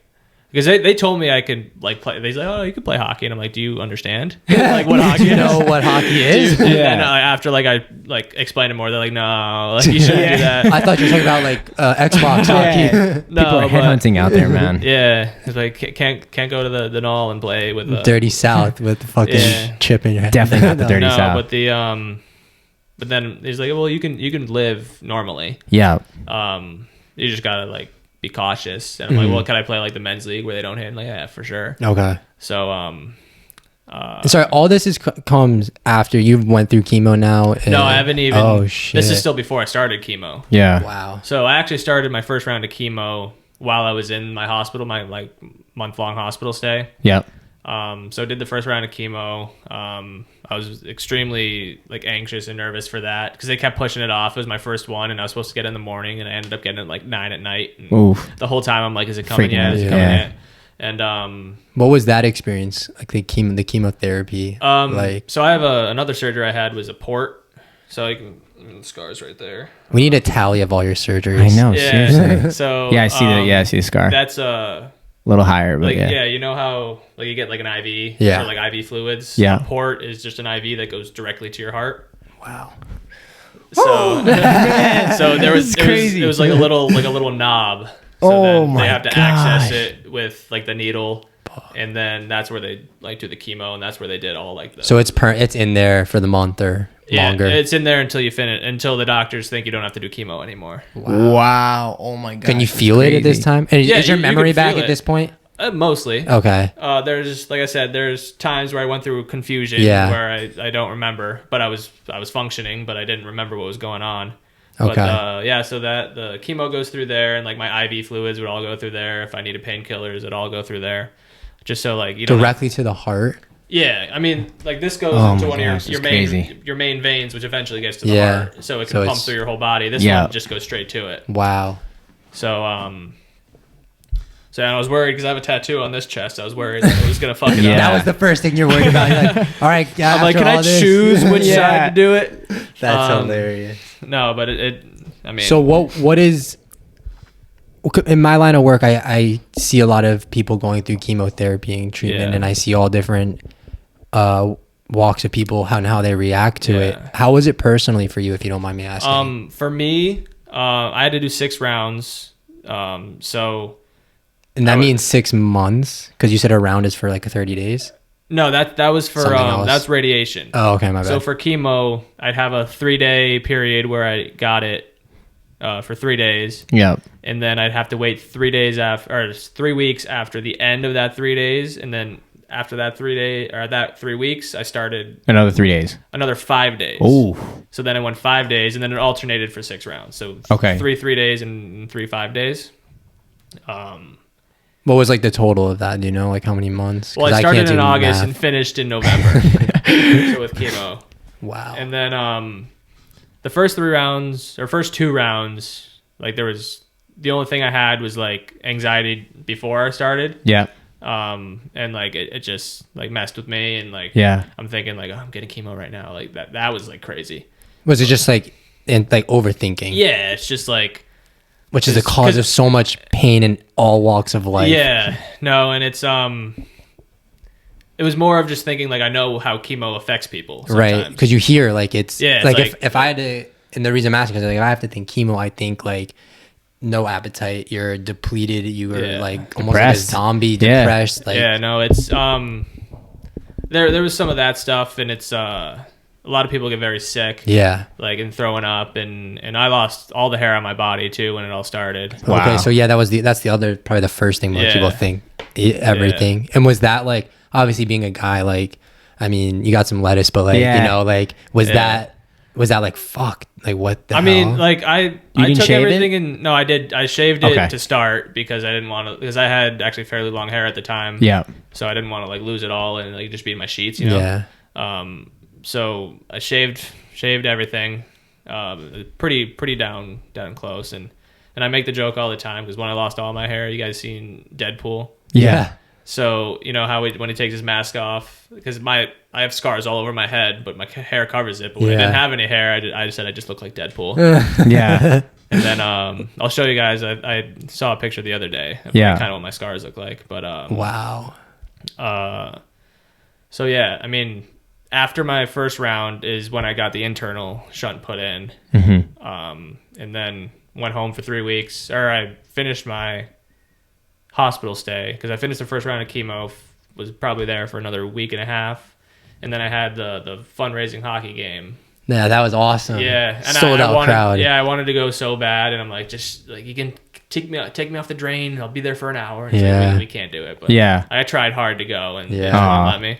And I remember even when we were all there and like, and you couldn't leave, but I remember when we were all there, we were all like, oh, Bobby's coming. Like, I can't wait to see him. But you have to do what's best, obviously, the right thing to do for you. I was watching it on, they had it on live stream and everything, and I was cheering it on, and that just made me so happy to see everyone come together. And shout out to Casey and Austin McElmary. Yeah. They helped put that all together. Yeah, they set that all up.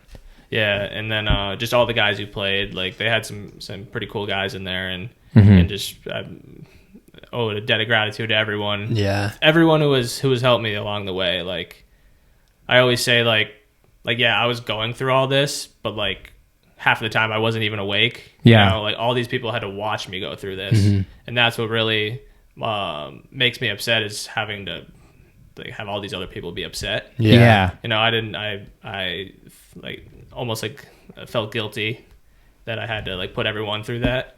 But the support I got and all that like 100% helped. Yeah, definitely. So that actually brings me a good question, like, because we're flowing through this story, but like your support system, like you're saying, who was, because you kind of answered my question on like, was that a key part, which you're saying it was. Who was like those key, without like not shouting everyone out, but like who were those key? Obviously, your family. Casey, she, which is a fiance. Yeah, my fiance now, and she was girlfriend at the time. Yeah. Like she spearheaded like the Facebook like DeFriest Strong. And she got a lot of attention out. I mean, that's what her job is now, is social media marketing. Oh, shoot. Yeah. So she can boost our followers up just a bit. give her a hire. She can help you out. Yeah, social director. No, but obviously, like my family, like they've been there through all of it, and and Casey, and just a lot of close friends, and just everyone who reached out and supported. And something I always try to do now, which a lot of people did for me, like other people have gone through it. A couple of people like would DM me, and just from hearing the story and people sharing it everywhere, they'd say, "Hey man, if you need anything, let me know." And then like I ended up asking them questions about like how the radiation went and like what kind they got and like their chemo. Yeah. And I try to help anyone now. That's why I said, if anyone's going through this, reach out to me, and I'll give you any advice I have. Yeah, it's got to make things easier, I'm sure. Like, just to know. Yeah, I mean, and to see there is hope. Like, even though you said there was no, it's not like you didn't believe it for any second, but like, I'm sure there is people out there going through any sort of struggle. It doesn't have to be brain cancer, like anything in life. Like, it's just another hurdle. And if you're not a constant reminder of like, just fucking jump over that hurdle, I don't know what else is. Did you have any coping mechanisms through this time too? Like, were you watching a lot of Netflix, or I mean, keeping yourself listening to comedy? I have like cats and dogs in my house, and the chemo kind of shoots your immune system down to almost nothing. So my grandparents have beach condos that they rent out and stuff. So Casey and I actually stayed there for the whole time I was doing chemo. So it's like a little vacation resort. It was like I just stayed by the beach, and it was fun, and we made the most of that. And how long was that? That was from August all the way to December, actually.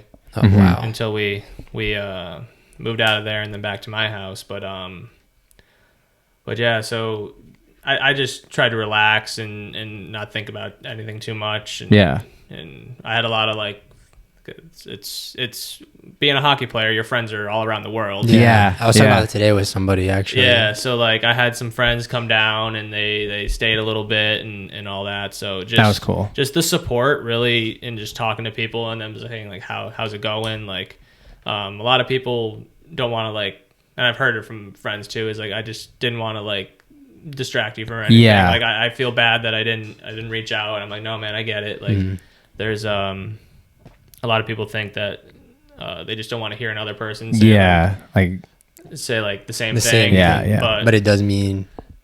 But it's I never had an issue talking about my story and like saying like how I was, and like I'm more like some of these people I haven't heard from in a while. I'm more interested in what they're doing, you know. But yeah, so I went through the chemos. I didn't really get sick until my start of my third round. And I by my third round, like they do MRIs every time I go, and the tumor, the tumor and like the shrapnel from it bursting was almost gone at that point. Wow. Now are you like feeling better? Like we say, you obviously have the right mindset through all of this, but like once you start seeing things get better, are you like getting that like even more? Yeah, like, this is happening. It's gonna be over. Is really happening. Yeah, no, that's how it is. Like you go and like we were so pumped, like people were crying, you know, like my parents and Casey and even the nurses and doctors that were there, like they said. The tumor's like you can hardly see it. There's only like a little bit of tissue. We don't even know if it's the tumor. It might just be extra tissue. Wow. But how did you react to it? Because you said everybody else, but like what was going through your brain? You never like talk. You always no, it's not. I don't like it being about me. So, but no, But in a sense, it is you. Yeah. And I love their mindset. I really do. I try to be in the same way. Even like, I think it's a hockey thing. Like you never hear someone in an interview say I. It's always we. Yep. Yeah. We. But like, how like that's got to be like exciting, right? Like it's obviously like I'm happy about it. And you didn't cry though. You didn't have any like crazy emotions. I never was too high or too low. Okay. So it's all balance. I mean, it's actually Justin and I both do the Daily Stoic books. CJ as well, actually. You do the Stoics now? I don't. I'm not consistent. The Daily Stoic I'm not consistent. No, and one of the key pillars to Stoicism is it's some Latin phrase, but it basically means one day you will die. So it kind of just like if you get too high, you got to kind of think to yourself like one day this is all going to go away, and then when you're so low, you think like I could be dead. Yeah. Now, I love it. I love that you quoted something Stoic. I fucking love it. But do you think that like going from like fighting for like roster spots and fighting to be in the lineup for like in a sense fighting for your life is that? Have you always had that mindset, or is that where you were like, I'm not immortal, like this is not inevitable? No, I mean this is inevitable, like I'm going to pass eventually. Like I said, my experience growing up doing all that, like definitely helped me through this. It's just like I'm trying to crack the lineup, doing what I can, and when you get scratched, you don't take it too personal. It's like, okay, what's next? Yeah, exactly. So what am I going to do now to help it in the future? So that's kind of my mindset through that. Like even it, like going back to hockey too, you have a huge game. You can't get too high on it. You can't too high on it, and then when you go to your next game, be like, oh, I played so well this game. Why am I not doing this well? Like on this game. But so you gotta keep yourself level. That's man. These are valuable life lessons. Not too high, not too low. You just gotta kind of trust the process, T the P. Yeah, and then ride the wave through it. Yeah, ride the wave through it, and it, like I said, if you get like not like cocky, but like too high up on yourself and be like, yeah, I'm invincible. Like, that crash is gonna be real bad. Then when you get when reality put in your checks, place, when reality checks, like learn to be modest a little bit. Man, so we've gone through a lot in this episode, man. There's still so much more. There's so okay. So what are we running right now? We got to be over an hour. Hour and a half. Oh God. Okay. Sorry, No, you're good. These are this is a big episode. Yeah, seriously. So okay, just to kind of recap. So hold on. Thank you to everyone who still is listening, because this is your story is amazing, and for everyone, like the life lessons that you just dropped now and the knowledge that you've been able to kind of just give to us and give to people listening, like I really hope a lot of people can take something out of this story, because I am going home a different person after tonight's episode. That's kind of what I strive for. Is like, even with helping the people that I know are going through things and people reaching out and stuff like that. Like if you can take just the smallest little bit from it and apply it to your life, and like my journey is obviously different than other people's journeys, and there's far worse and far better stories and things that happen to people. So, but that's kind of how I just live my life, and it applies to so many different things. So you just gotta kind of keep it simple a little bit. And keep it take it back simple. To the Stoics. Yeah. So what came after the time spent at the apartment? So once you beat chemo, when I get through chemo, are you now cancer free at that point? I don't know why I air quoted it. It's real. Well, you know why I air quoted it? Because you said we all have cancer cells in us all the time. So not everyone's cancer free. There we go. No, I mean it's you have the cells, but it's not cancer. It's just cells. When cells produce rapidly, there's not cancer cells in you. There's just cells. Cells, yeah. But that's how biology. That's how it all starts. 9th grade honors class. I got a C. No, but so I get through my chemo, like I said, the last 3 rounds were brutal. I threw up like several times a day, couldn't keep anything down. And I didn't ever lose that much weight. I actually gained a lot of weight from the steroids I had to pump in me. Oh my gosh. So it was a lot of water weight though. Yeah. But, I gained, like I usually ran around 200, and I got up to like 240 when I was done with radiation. Holy shit. Now I'm back at 200, so it was a long journey. That's shout out Jake, some of that's him, and shout out Harley, some of that's him. So, but so you finish chemo. Yeah, get through chemo.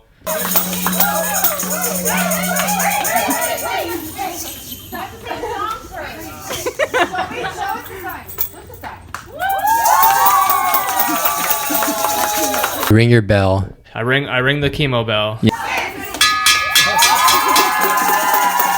Yeah, which was an awesome video. Yeah, wait, can we get that video? Goosebumps. Yeah, I can find it for you. We got that video because I had goosebumps this whole episode. But when I first saw that video, I was like, "Let's fucking go!" Yeah. No, it's that was amazing. So, and then I had like 2 months, and then my hair started growing back and all that, and all that, and then my radiation started like January 7th. So I rang the bell, I think it was June or November 28th or 7th or something. Yeah. Yeah, I should know all these dates. It's all good, man. It's all good. You went through a lot. No, they but in a sense, they're in the past. So like, it's like, it doesn't, not that it doesn't matter, but it's like, I mean, keep moving forward. But, sometimes they pass, and I like text my mom, like, hey, like yesterday was my last round of chemo, like 2 years ago. But, time hop. Yeah, so get the time capsule in your Facebook. Yeah. But no, so I start my and you don't lose your hair through radiation?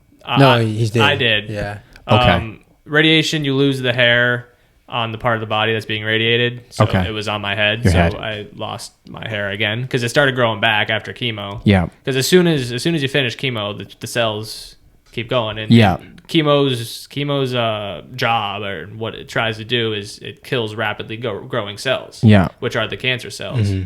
And rapidly growing cells are also hair follicles.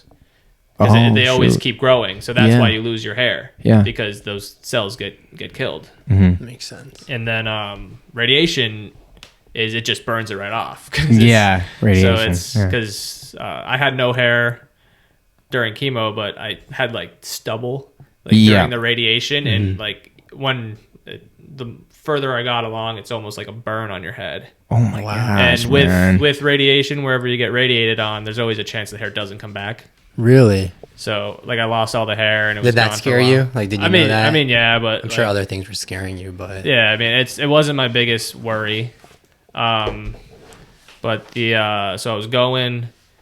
The January 7th, I think I started, or I think I had my first appointment January 7th, and what they had to do is take X-rays and CTs, because they have to make sure every radiation I do, my body's in the exact same spot, because they have to like map like your brain and all that, and do all that stuff.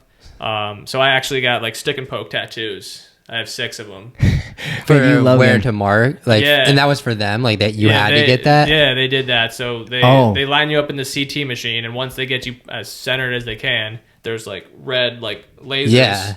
And then they literally took like a needle and some ink, dabbed some ink, and then stabbed me. So I got in the hospital. Yeah, like right laying on the MRI or the CT machine. That's probably the coolest tattoo story I've ever heard. Yeah, so I'll show you guys off air too. Patreon. I have 6 of them, like one there, and then 2 each there. Yeah. Holy fuck. Just so funny. So every day at radiation, like they'll put the lasers on and make sure I'm lined up exactly right. Yeah. And another crazy thing, we'll link a picture of what the mask looks like. Since it was on my head, I had a mask. It was like before masks were cool. Also, before masks were cool.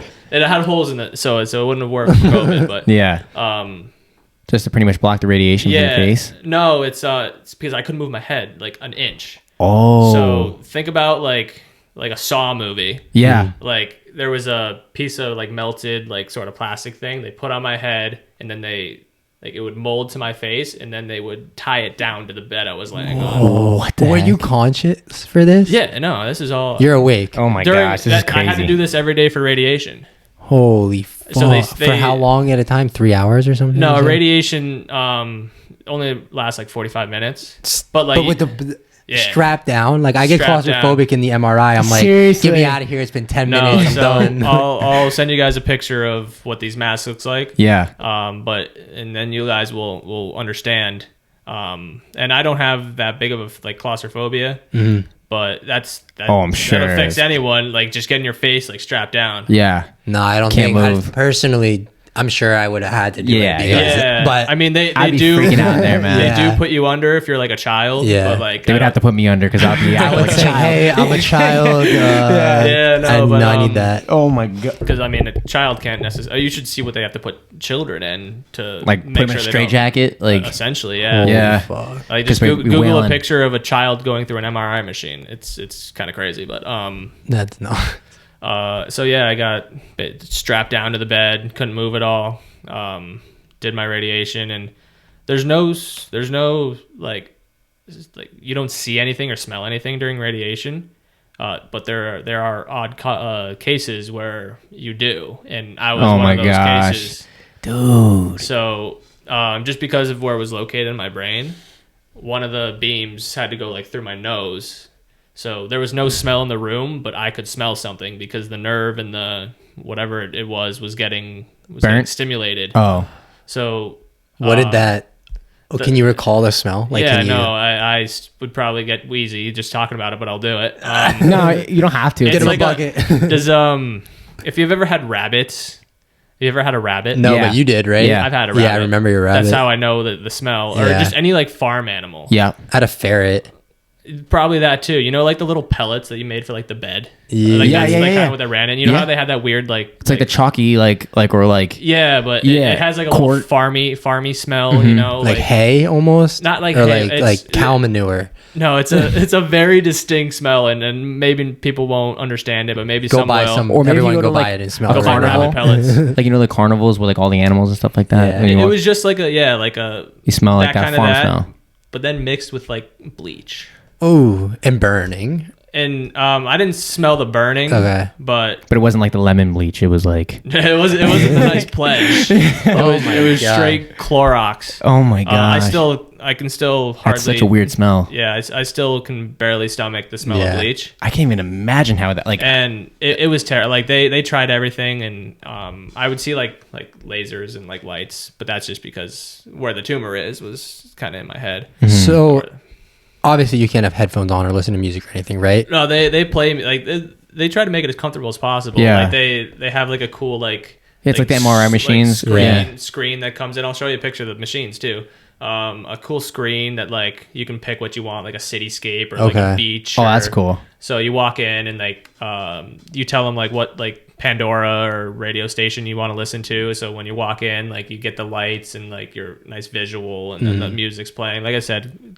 So what music was bumping? It was a country station. Okay. Oh, you weren't doing like any hard rap? Chief like, Sosa. I can't even tell you how many times I listened Heavy to metal. Life Changes by Thomas Rhett, because that was big at the time. Yeah. Every day. It's like twice it played during my session. But it's too bad the Boothe podcast wasn't airing at that time. It would have been perfect for the MRI units. Tell him to put the Boothe podcast Just throw on YouTube. You don't know the Boothe? Like, what? Yeah. You need some Ryan Montgomery too. Shout out Ryan Montgomery, future guest. Yeah, ex-hockey player, future guest.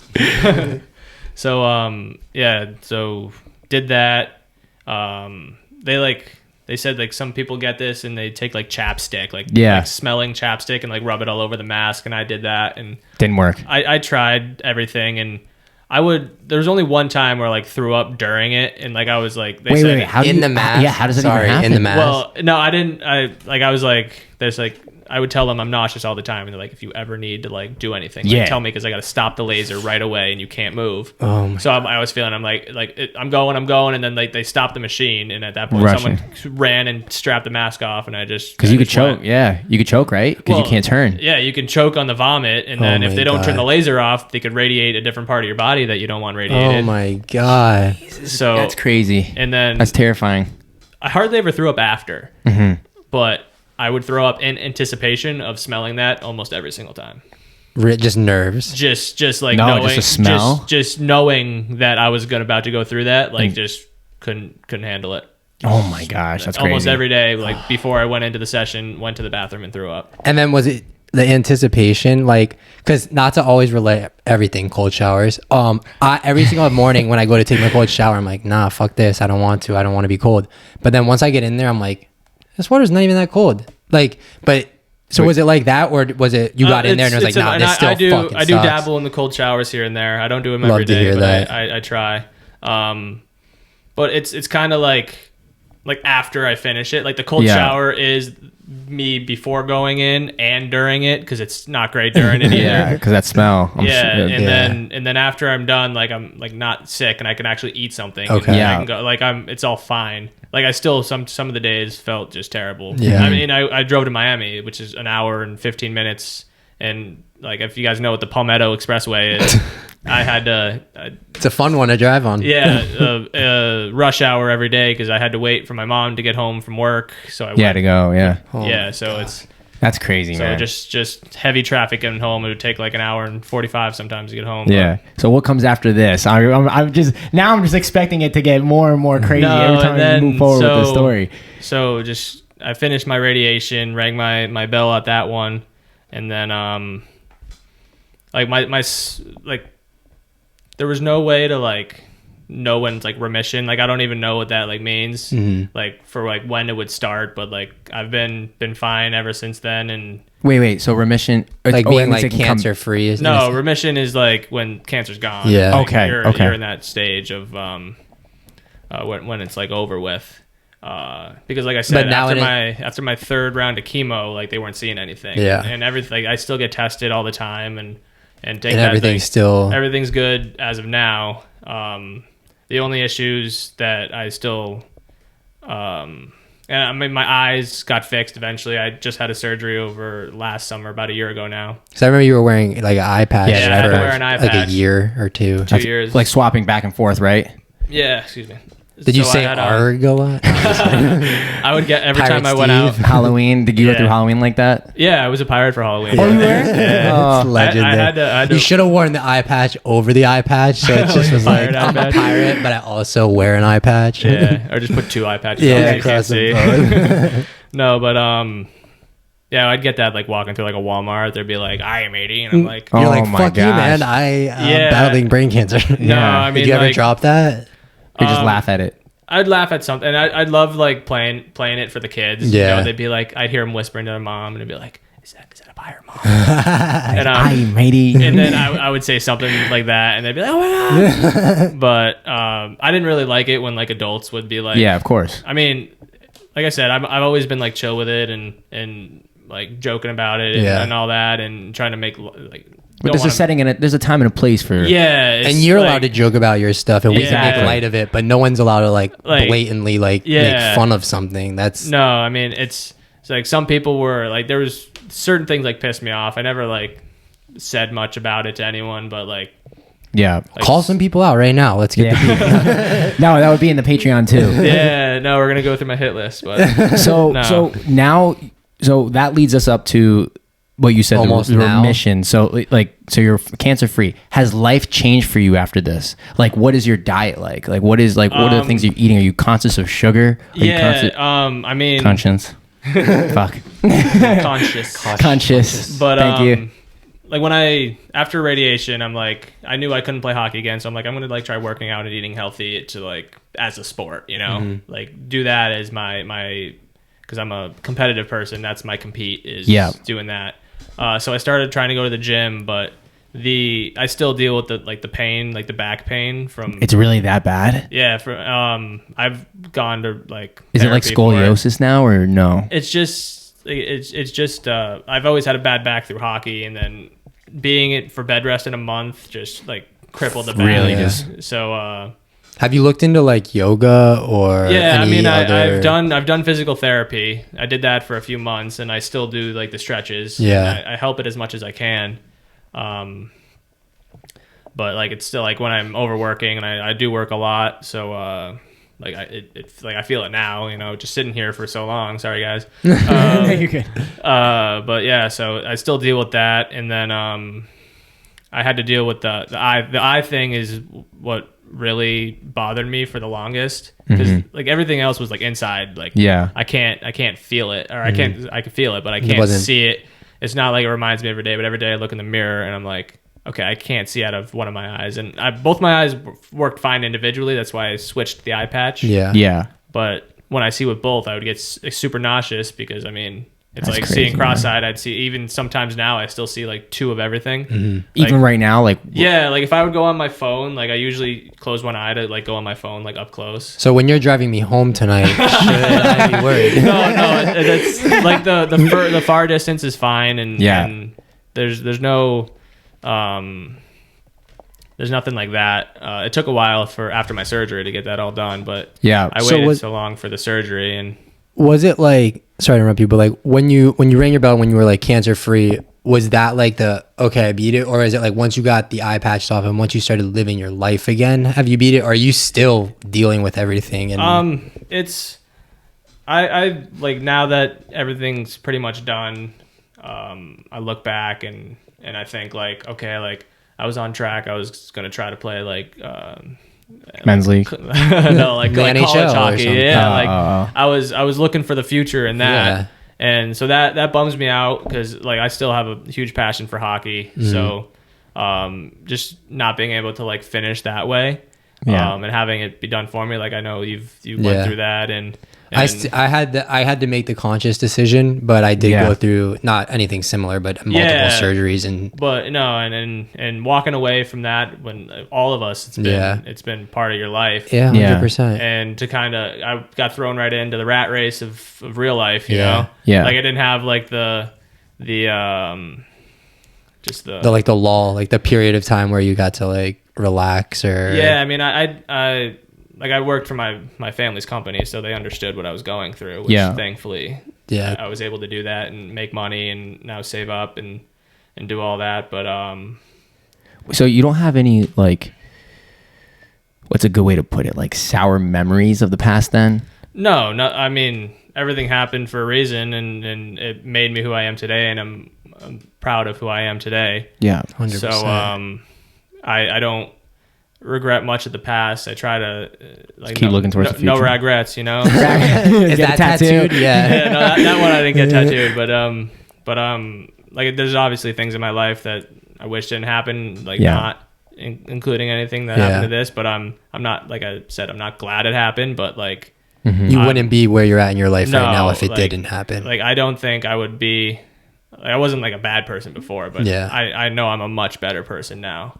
No, definitely. So I'm curious to see what his answers are going to be to our question, our two go-to questions. Before we get to that, sorry, can you now look back on everything and be like, because I'm sure at one moment when you found out everything, you were like, okay, this is the start of like, I'm going to have to go through this hurdle. Battle, yeah. Have you gotten to the point where you're now over that hurdle, or are you still, like, can you look back and be like, to the Bobby that was like, not that you were scared, but there had to be some point where you were like, okay, this is real. Have you ever had the time to look back and be like, I fucking did it, like I beat this? Yeah, I mean, like I said, I might need to see a therapist and try to process everything that happened, because I've never, like, telling all these stories, they're just stories to me, you know? Like, I know I went through them, and everyone like went through it. It was all real, and I feel for myself and everyone. Yeah. But it's almost surreal. Like it. Yeah, it's like I'm reading a book. Yeah. You know? Like, do you think that's because you lost your memory through a lot of it? Not necessarily. I mean, like I know what happened, you know? Yeah. So is it more, it's more like that didn't define me, and I don't want to be. That's exactly what it is. I don't want to be known for that. I want to be like doing my shit. Yeah. It's, like that was just a point in my life, and I'm moving past it. Yeah. And everyone did their part, and we all did whatever we could, including myself, during that time to get out on the other side. And, like I don't think about it often, but I am proud of myself and proud of everyone who supported me, and like deeply like grateful for everything. Well, I think right now at least you should recognize like what you did go through, and like how like it is just a story you're telling, and no, you don't want to keep thinking about it, but like if not now, I hope you go home tonight and take a second to say like I fucking did it. Or even when you're watching this over again, and you're like taking in all the stories. There are moments like when you're sitting there ringing the bell and everything, and everyone's looking at all the people who helped you, all the nurses are there, all the doctors, your family, like they all sing a song for you. Like there's great moments of like such pride, and there's not many times I've been that proud in my life. Like I've done all this, like I've done good stuff in the past. Yeah. But, like sitting there, like you do feel it. Yeah. But like I said, you can't get too high. 100%. There was, after I rang the chemo bell, I still knew I had to do radiation. So it's kind of like on to the next battle. I did this. I passed it. Rang the radiation bell, and then I knew I had this journey of trying to find myself, and got to kind of think my whole life that I've been planning for myself. So it's like I said, can't get too high, can't get too low. And positivity helped me, and that's kind of how I live. That's awesome. That brings me to my big question then, because that actually just teased me up. So now I'm just gonna walk up to the green, Happy Gilmore style. But Bobby, how do you define success? I mean, success is almost like a daily thing for me. I wake up in the morning, make my bed, like that's my first thing that I succeed at, and then shout out CJ. And then like keep going forward with different tasks. Like it's just getting things that you want to do in your life done, and just thinking about others and yourself, and just getting to where you want to be in life. Like nothing's gonna come easy ever. Not a lot of things are given to you. Yeah. So you just gotta make your own success. Yeah. Like every day. I want to touch some. It's crazy the way he worded that, because all of our guests so far have the goals that they had in mind was always like how to define success was always like a future thing. Yeah. But by him, it's by the day, and it's crazy because so stoic. So stoic. that experience that you had to go through, it really goes to show you like how appreciative you are of humble. Like every single second of my day. Yes. Yeah, and it's like in the moment, it's like everything. Like I've been thinking of this. I don't know if this is my quote. I hope that this is a quote that I just came up with the other day. But if not, I'm stealing it from someone. We're gonna post it. That Buff. But basically, it's like in this moment, like you create everything. Yeah. That's my quote. I don't know if I stole it, but it's all good. It's true. It's like in that sense, in your success, like in every moment, you can create that success, and it doesn't have to be like, I need to play in the NHL to be successful. It's just to do your daily things, and not like I don't want to put words in your mouth, but it's not like the goal of like your bed being made. It's like the action of being in the moment and like actually doing it. Getting to do your bed. Yeah. And it's do your bed. Do your bed. No, that's your Patreon later. But no, like I said, success is another stoic thing. Is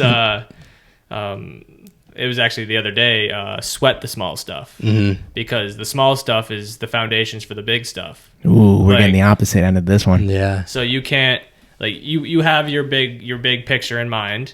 Like, I have big pictures of how I want my life to play out, but that's not going to happen unless I get up every day and make sure I'm up at the right time, make sure I go work hard at work and show people that I'm doing it. And then that brings more opportunities. And if you just sit around and expecting your success to happen, it's never going to happen. Oh my gosh, I love this point, and I preach it all the time. And this is my actually go-to preaching thing. It's like I believe that one of the keys to life is called the compound effect, and it's doing a little bit of something over and over and over, and eventually that snowballs into something bigger. Where you get to a point where you look back and you're just like, oh, I'm on top of this fucking castle that I built 2 years ago, but I was literally just living in the moment, putting one brick down at a time. Exactly. And it's just living in the now. Like, sure, you have to like think about the future and have goals, like and think about your goals and all that. But I've always said, like, because I like keep change and like keep it all up. And like people are like, oh, why did you keep that 2 cents? And I'm like, I mean, if I didn't have this 2 cents and I passed $1 million, like, it would take me 2 cents longer to get that $1 million. So that's kind of like, I've always, like, since I was little, it'll stack up. It's that compound. Like, that's what he's talking about, the compound. Like, if I like the making the bed, like, I make my bed every morning, that's something I get done. That's something I'm accountable for. Exactly. And it just starts, it snowballs your day. And it's just like, you make sure you do the right thing. Like, if you have the chance to pay it forward, like sometimes like I'll pay for someone in front of behind me and Duncan and all that. That's awesome. I love doing that. And it's another stoic thing. It's doing the right thing all the time. Not just when somebody's watching. No one's watching you make your bed. You could have came on here and just said you make your damn bed. But like, you know in your heart what you're doing, and it's doing the right thing all the time. Sometimes I hack it and sleep on top of the covers with another blanket, but yeah, my bed's made every morning. I fluff it up and fold that blanket. But like CJ tells us he makes his bed every morning, but he doesn't have a bed. I have to. Like, even if I did have my own room, I mean, I guess it's easy to say I have to do it, but you know, I love doing that. I think it's a great way to build character. 100%. Just like we keep talking about. And now my question is how, like, not even just for the cancer itself, like battling that, but for any kind of adversity you have to go through, like, what would be the one piece of advice that you would give? Like I said, I believe in the power of positivity. Like, let yourself feel the lows and let yourself like cherish the highs, but don't stay there. Keep moving forward. What will be will be. You just, like I said, the positivity and having the right people in your life. Because as I've found out, like, the support of people like brings you up. And having the right people around you will keep you there. But if you surround yourself with bad people who just want to do things that you're not interested in, like, you're gonna stay stagnant. 100%. That it's a quote I always butcher, but you are who your like 3 or 6 best friends are, or whatever. Who you surround yourself with. It's one of the reasons I love this podcast, because I want viewers who are struggling and looking for that support group to be able to watch us and feel like they're a part of this, because they really are. You really are. Like, it's so big, and people take for granted, like, if you're going through anything for your life, like, even if you don't feel comfortable talking to your parents, if you don't feel comfortable talking to a friend or something, like, just do it. Just let them know how you're feeling. And like, I would say, like, or reach out to us. Reach out to us. Reach out to somebody, because your support group. I mean, I've had some life experience in that it all ties together. Like, like, it's all connected. So it might not be brain cancer. It might be going through like a bad breakup or something with your parents, or your dog died. Like, there's similarities in all like troubles in life, and there's similarities in success. So you just like it's everything's like connected. Energy relate, like you can relate energy at all. Like when you're telling me your stories, I've never gone through any of those, but I can try to relate by the things I've gone through, and they might not be exactly the same, but you can relate to so many people. Anyone can relate, and like you don't have to. I feel like people get caught up like, oh, I don't know if they can help me because like they wouldn't know what I'm going through, but like, or by like the seriousness.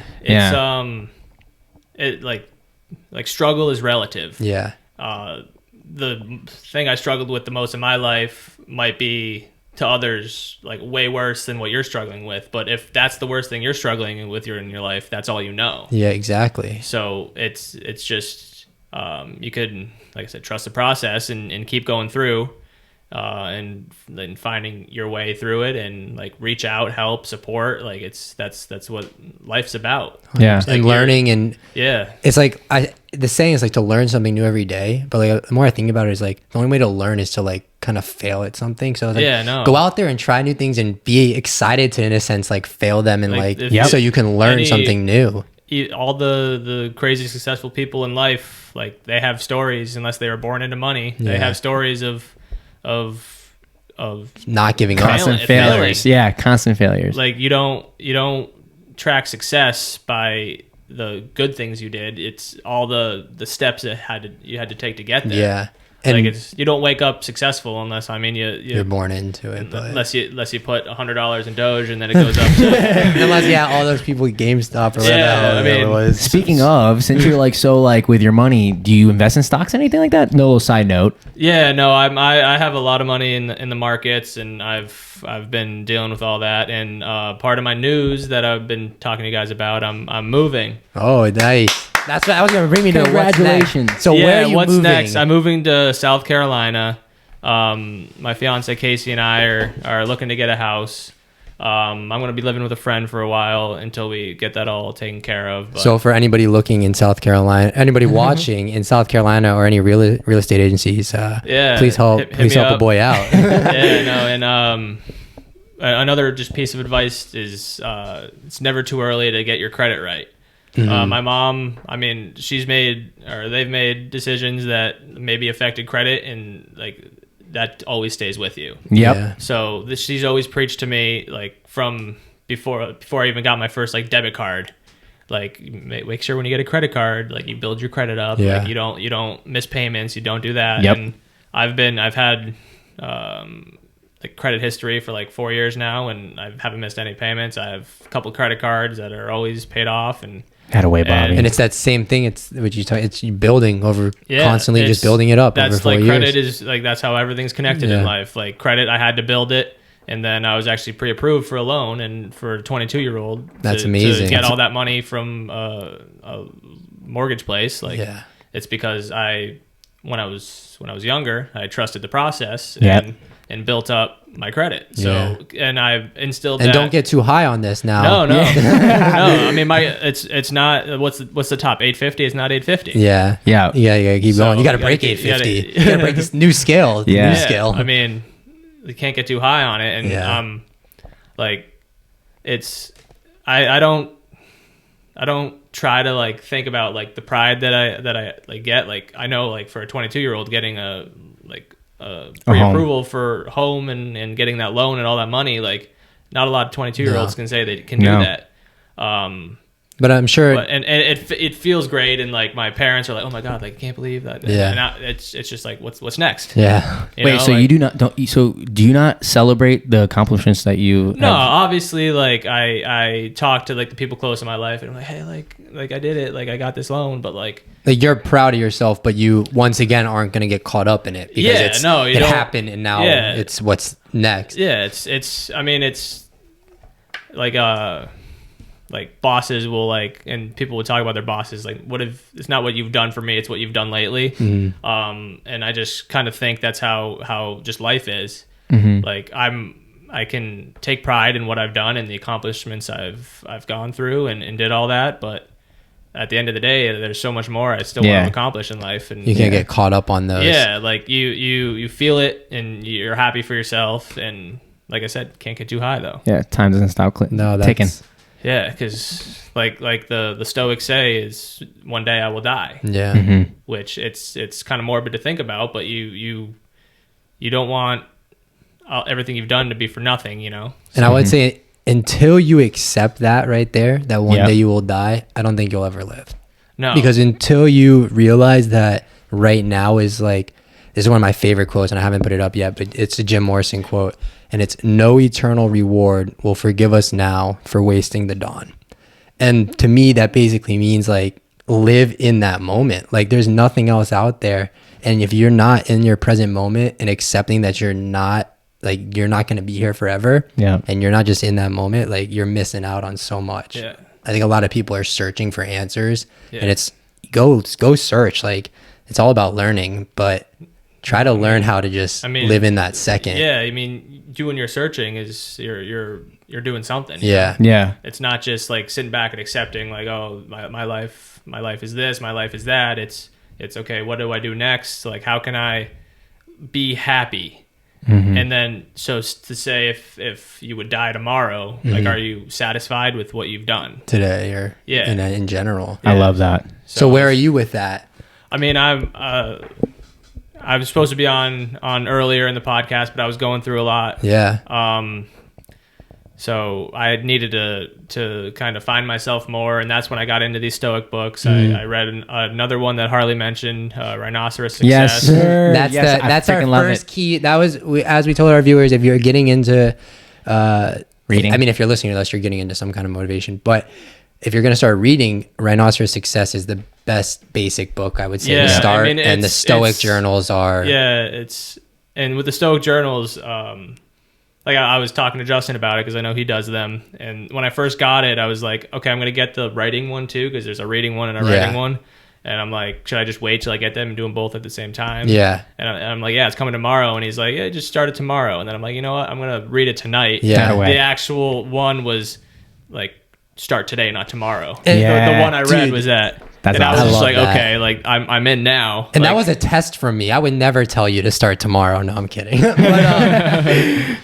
that book, it happens to me every fucking day. I'm like, I don't want to do this, or I do want to do this, and then I open up my book and I read it, and it's so relevant it's to my weird. life, and I'm just so like, weird. What? Like, like it's it relates every time. I'm like, no, act now. And that's kind of another lesson they teach you is a lot of people have the attitude of, and I've been guilty of it in the past, is like, well, I'm gonna do it, but I'm gonna start it later. I want to do it right. I need to prepare. Yeah, I got to start it tomorrow, but it's like, okay, just right now. Yeah. Just go now. Start today. And if you don't start now, it's like you get. I might have told this story before, but like when I first got into journaling, and it was like, I was like, okay, I'm gonna get I have a little bit of OCD, so I was like, I'm gonna get the perfect journal. Yeah, I'm gonna get the highlighter. Leather one. I'm gonna get the right pens. I'm not writing if I don't have the G fucking 2 pen. Yeah. I'm not doing this. And I put it off, and I put it off, and I put it off. And one night, I forget when it was, but I was just like, fuck it. And I grabbed like a piece of like paper, printer paper and a pencil, and I just wrote my thoughts down.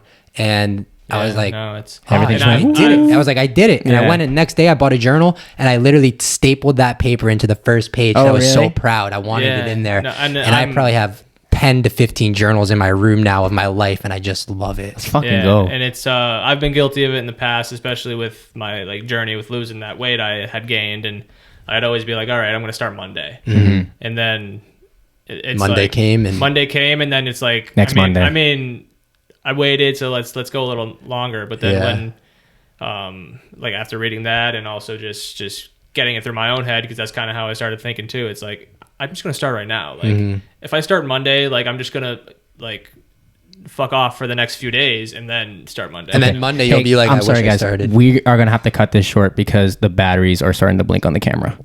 So nice. Yeah. So tune into the Patreon. Yeah. So, but is there anything that you really? I don't know how much longer we have, but if you want to quickly try to get something out from any last words. Nothing off the top of the head. Any last questions? And I mean, I'll come on for a part 2 if you'll have me.